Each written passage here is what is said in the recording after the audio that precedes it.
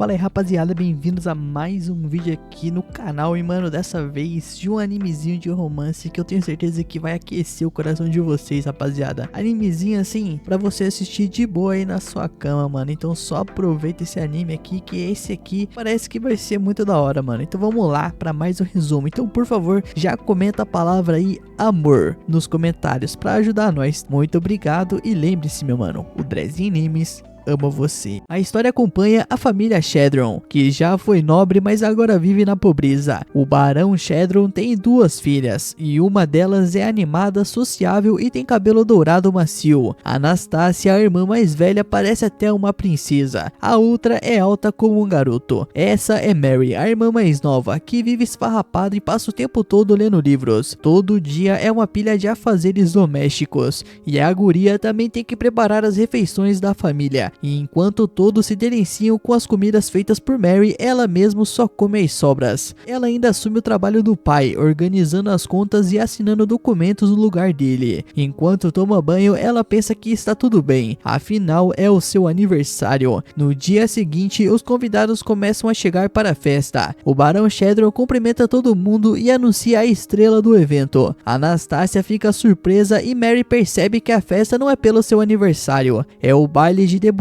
da irmã, para arranjar um pretendente entre as grandes famílias. Enquanto todos rodeiam Anastácia com atenção, a Mary se afasta discretamente da comemoração. Ela se senta sozinha perto do lago e se pergunta por que nasceu tão feia. De repente, um garoto se aproxima e a cumprimenta educadamente. A Mary leva um susto. O garoto pede desculpas por assustá-la e explica que foi convidado para a festa. A Mary aponta a entrada, mostrando o caminho. Ele a agradece e a chama de empregada, mas a própria empregada do garoto o corrige, dizendo que a família Shedron só tem uma serva, uma senhora idosa e mais ninguém. Ao perceber a gafe, o menino fica sem graça e pede desculpas, entendendo que a Mary era na verdade uma das filhas. Os olhos de Mary brilham quando ela se pergunta se ele é da República de Alabastro, e ele confirma dizendo que a mãe era uma artista viajante de lá. A Mary reconhece as roupas tradicionais que ele usava e fica empolgada. Ela admite que só tinha lido sobre a cultura absadriana nos livros. O garoto acha estranho que alguém de um lugar tão isolado tenha interesse por Abissandro. O garoto conta que até suas roupas são feitas de seda absadriana, e a Mary ri e diz que ele é bem estiloso. Nisso ela menciona uma história que conhece, chamada O Gato Vermelho Esfarrapado. A Mary conta que a história é sobre um gato vermelho abandonado, que parte numa jornada com um andarilho gentil e vai se tornando mais forte. Mas, de repente, ela lembra das palavras duras do pai. Uma mulher que mostra conhecimento demais é uma vergonha. Então ela se curva rapidamente e pede desculpas, dizendo que o seu comportamento foi vergonhoso. Nisso, o garoto confuso pergunta o que há de vergonhoso naquilo. A Mary tenta se afastar, mas ele pede que ela espere. E quando ela se vira para ele, acha que seus olhos são os mais bonitos que qualquer estrela, e se dá conta de que ele veio ali só para pedir a sua irmã em casamento. E as lágrimas caem em silêncio. O garoto pergunta se fez alguma coisa de errado, se a ofendeu de alguma forma, e diz que se for por tê-la confundido com uma serva, vai se desculpar quantas vezes for preciso. A Mary responde que ele não fez nada de errado. Então ele olha para as roupas dela e pergunta gentilmente se há algum motivo especial para ela estar vestida daquele jeito. Mas a Mary responde com suavidade que não tem nada de especial. Ela só não é bonita. A Mary então se vira de novo e diz que gostou muito de conversar com ele naquela noite. Ao tentar sair, o menino segura a mão dela com delicadeza e diz que ela é linda. Mais lágrimas escorrem pelos olhos de Mary. Ela sussurra que a estrela da noite está no salão e pede que ele aproveite a festa, e então vai embora. Um mês depois daquele aniversário terrível, uma carta chega com uma proposta de casamento. O pai delas fica eufórico. O pretendente era super influente. A Anastácia vai se casar bem e manda Mary preparar logo uma resposta. Mais tarde, no quarto de Anastácia, a irmã diz em voz baixa que vai se casar com alguém cujo rosto ela nem lembra. Ouviu dizer que o conde era um excêntrico mal-humorado que detestava mulheres, e Mary tenta tranquilizá-la. A carta de proposta era muito apaixonada, e ela tem certeza de que ele vai valorizá-la. A Anastácia vai até o armário e diz que quer mostrar algo. Ela pega um vestido e diz como ele é incrível. Mary então pergunta o que é aquilo. A Anastácia explica que é uma roupa feita para uma mulher se vestir como um homem. Ela adora como as mulheres ficam lindas em roupas masculinas, e ama mulheres estilosas maravilhosas, tinha até costurado tudo sozinha. A Anastasia então pede segredo aos pais, eles já tinham encontrado coisas assim antes e jogado fora. A Mary sorri pensando que a irmã era amada por todos e ela também a amava, mas no caminho para se casar com o conde, a Anastasia morre em um acidente. Mary lembra de quando muitos anos atrás a Anastasia lia histórias de um gato vermelho esfarrapado para ela. De repente, a mãe entra no quarto e lhe dá um tapa no rosto. Grita que quem deveria ter morrido era Mary. A mãe a chama de assassina e culpa ela pela morte de Anastasia e amaldiçoa seu cabelo vermelho. O pai tenta conter a esposa, dizendo que vai deixar marcas, mas a mãe grita que a Mary devia ser desfigurada para que ninguém mais olhasse para ela de novo. O pai então anuncia: a Mary vai ocupar o lugar de Anastasia e irá se casar com o Conde Granada. Dias depois, ela e o pai partem rumo à casa do Conde Granada. No caminho, o pai fica dando lição. Ela deve se comportar bem, obedecer e ser agradável. E a Mary concorda com tudo. Ele a avisa que se o conde cancelar o noivado, ela deve voltar para casa imediatamente. Ele ainda solta mais uma, que nem o sorriso dela era digno de amor e que teria sido melhor se ela tivesse morrido no lugar da irmã. Quando chegam ao palácio, o pai dela perde a paciência no portão, grita com os guardas e exige ser recebido, e diz que mandaram um aviso antes, mas os empregados explicam que a carta só tinha chegado naquela manhã, então a visita repentina complicava tudo. O pai se recusa a ouvir e fica furioso, insulta a empregada e a chama de simples serva e até tenta agredi-la, mas ela o imobiliza com habilidade e pede que ele vá embora. Antes que tudo piore, a Mary dá um passo à frente e faz uma reverência profunda. Ela pede desculpas com sinceridade pelo comportamento do pai. A sua atitude respeitosa e elegante surpreende tanto o guarda quanto a criada, e curiosa, a empregada pergunta o seu nome, e a Mary se apresenta como a filha da família Shedron. A empregada logo mandou os guardas avisar o mestre da casa, e em seguida recebeu a Mary com educação. Enquanto isso, o conde ficou furioso ao saber da chegada de Mary Shatton, e diz que havia pedido a mão de Anastasia, Nando a irmã mais nova, e se recusou a recebê-la. Arrependia-se de não ter levado a Anastasia embora quando teve a chance, mas antes que a empregada pudesse explicar melhor, o conde viu a Mary entrando. Ela se apresentou de maneira formal, tentando manter a compostura. O conde ficou pasmo. Ao mesmo tempo, a Mary reconheceu de imediato. Era o garoto que ela tinha conhecido naquela noite perto do lago, e isso a pegou completamente de surpresa. Nesse momento, o pai dela interrompeu tudo, tentando aliviar a tensão. Ele comentou como a morte da Anastasia atrasou os planos de casamento e o quanto o conde devia ter sofrido com isso, e explicou que a Mary, sendo irmã da falecida, tinha vindo no lugar dela. O conde, ainda surpreso, se aproximou da Mary e perguntou se ela era mesmo ela. O pai confirmou, mas disse que ela não se comparava à irmã, e antes que dissesse mais alguma coisa, a expressão do conde mudou para raiva. A empregada comentou baixinho o quanto ele parecia assustador. Logo em seguida, o conde respirou fundo e disse que havia perdido a calma. Pediu que eles ficassem no palácio naquela noite e saiu andando. Mais tarde, durante o jantar, a Mary perguntou onde estava seu pai, e a empregada respondeu que ele estava reunido com o mestre e sugeriu que ela relaxasse tomando uma xícara de chá. E durante essa conversa, de repente alguém bateu na porta, e quando a empregada abriu a porta, a Mary ficou chocada ao ver o conde Kairos Granado ali. Ela correu até ele e se desculpou pelo comportamento da família, querendo saber se seu pai ainda estava por ali. O Kairos, tranquilo, respondeu que o pai dela já tinha ido embora e contou que ao invés de devolver os presentes de noivado, pediu que fossem levados ao túmulo de Anastasia. A Mary ficou sem palavras. Quando tentou sair, o Kairos pediu que ela esperasse. Tinha uma pergunta para fazer. Queria saber se ela era maltratada pela própria família. A Mary ficou desconcertada. Disse então que os pais eram rígidos para que ela aprendesse a sobreviver. Disse também que não sabia como ele via isso, mas que para ela não era exatamente abuso. O Kairos então pediu para que ela o chamasse pelo primeiro nome e disse que não gostava de ser tratado por título ou sobrenome. A Mary aceitou e o chamou de Kairos. Ele então retomou o assunto. Se ela não era maltratada porque estava vestida daquele jeito no próprio aniversário. A Mary hesitou. O Kairos explicou que aquelas roupas eram comuns entre viúvas ou freiras, feitas para afastar qualquer homem, e perguntou se ela queria se tornar uma freira ou se odiava homens. A Mary negou essas duas coisas. O Kairos então perguntou se ela escolheu viver à sombra da irmã ou era infeliz na família Shedron. Disse que não conseguia entendê-la se ela não falasse com sinceridade. A Mary pensou que não era a vida vida que ela sonhava, mas nunca cogitou fugir dela também. Confessou que odiava aquele tempo e em voz baixa disse que não era uma pessoa encantadora. O Kairos então respondeu que compreendia e pediu que a empregada Mil a levasse. A Mary ficou confusa, achando que estava sendo expulsa. Achou estranho terem permitido a sua entrada no palácio, mas Mel, outra serva, a chamou com gentileza, dizendo que o banho e roupas novas estavam prontos. A Mel a conduziu até um quarto lindo, e quando a Mary entrou ficou boquiaberta. Era uma enorme sala de banho. Ela pensou no trabalho que dava para encher tudo aquilo com água e lenha. Ela achou que queriam que ela limpasse tudo para compensar por ter sido tão indelicada antes. Foi aí que uma voz animada surgiu. Era uma mulher chamada Tuna que se apresentou como responsável pelos banhos. Miu explicou que Tuna era uma expert em técnicas de banho e massagem que faziam bem para a saúde e beleza. E de repente a Mary percebeu que Tuna já até tinha tirado as suas roupas. Pela primeira vez a Mary tomou um banho com flores na água. Tuna cuidou de tudo com muito carinho, algo que Mary jamais tinha experimentado. Enquanto isso, o Conde Kairos esperava por ela, e quando a Mary entrou no salão com um vestido novo e maquiada, ele ficou impressionado com a sua beleza. Mary se olhou no espelho surpresa, quase não se reconhecia. O Kairos a chamou pelo nome e ela respondeu com uma reverência educada. Ele desviou o olhar e chamou por alguém chamado Lulu. Lulu entrou e olhou Mary com interesse. Brincou dizendo que Kairos era mais fácil de impressionar com a beleza do que ela imaginava. Kairos pediu para a mãe levar tudo aquilo a sério. Explicou que o chefe da família tinha que aprovar qualquer noivado nobre e a decisão estava nas mãos dela. A Mary ficou chocada ao perceber que Lulu era a mãe de Kairos. Lulu olhou para Mary e balançou a cabeça. Disse que nela estava faltando alguma coisa. Kairos tentou defender, mas a sua mãe explicou. Mary não tinha confiança. Uma futura duquesa precisava andar com postura, orgulho e firmeza. Pelo menos até o dia do casamento ela teria que aprender isso. A empregada parabenizou a Mary, que agradeceu ainda confusa. Quando perguntou por que estava sendo parabenizada, a empregada explicou que a duquesa havia aprovado o noivado com Kairos. A Mary era oficialmente a noiva dele agora. A Mary ficou em choque com a notícia. Lulu sorriu e disse que seu filho finalmente ia se casar, então ela agora podia descansar. O Kairos brincou que ainda estava cedo, já que nem a cerimônia de noivado tinha acontecido. A Mary, toda atordoada, deu um passo à frente e confessou em voz baixa que não conseguiria fazer aquilo. E é com esse momento intenso que o primeiro episódio chega ao fim. Se você curtiu essa nova série, meu mano, não esquece de deixar o like e se inscrever no canal para não perder o próximo episódio. Tamo junto e lembre-se, meu mano, o Drezinho Animes ama você.